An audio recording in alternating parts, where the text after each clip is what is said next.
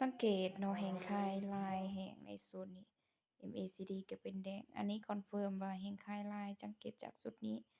โอเค มันบ่สามารถทะลุขึ้นเมื่อเนาะ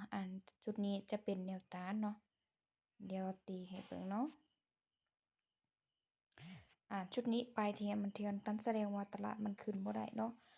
มันจะลงมา ก็ถือว่าจะเป็นออเดอร์มั่นใจออเดอร์เมื่อกี้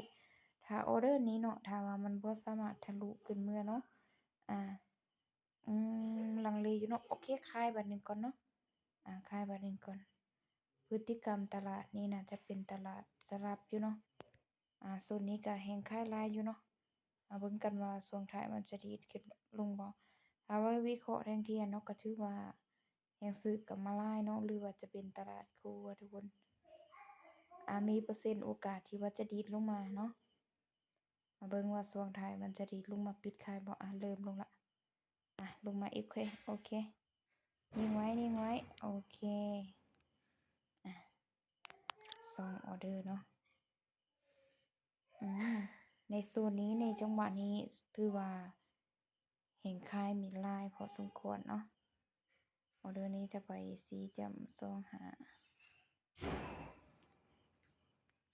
สังเกตตลาด โอเค ตลาดมันจะลงเล็กโตเนาะ ออเดอร์นี้ก็ถือว่ามั่นใจถึงว่าจะมีแฮ่งซื้อดีดขึ้น แต่ช่วงนี้แฮ่งขายหลายกดขายไปก่อนเนาะ กดขายไปก่อน ออเดอร์นี้มีโอกาสและเปอร์เซ็นต์ที่ว่าจะลงมาเก็บใส่เนาะ โอกาสที่ว่าจะลงขายก็มีหลายเนาะ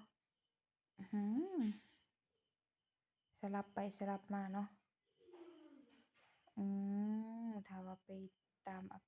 ลงได้ เบิ่งว่าจะลงได้บ่ ในโซนนี้แฮ่งขายนี่หลายกว่าแฮ่งซื้อได้ โอเค ลงมาเลย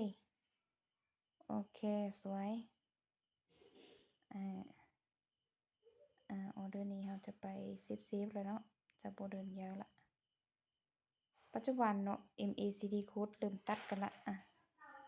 ออเดอร์นี้จะเข้าไปปลายมันเลยเนาะ ออเดอร์นี้เปอร์เซ็นต์และโอกาสที่จะลงต่อมีหลายเนาะ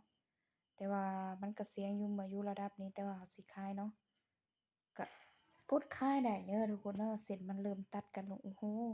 แฮ่งซื้อมาช่วงท้ายเนาะ แต่ว่าเบิ่งกันเนาะว่ามันจะลงต่อได้บ่ ขึ้นบ่ได้เนาะ กดลงมามา แฮ่งขายกดลงมาลด กดลงมาลด ขายได้บ่ โอเค ถือว่าสวิงไปตามเราวิเคราะห์เนาะ โอเค สาเหตุที่กดขายในโซนนี้เนาะ เบิ่งรถโซนนี้มีแฮ่งขายหลาย MACD code ตัดกันลงมา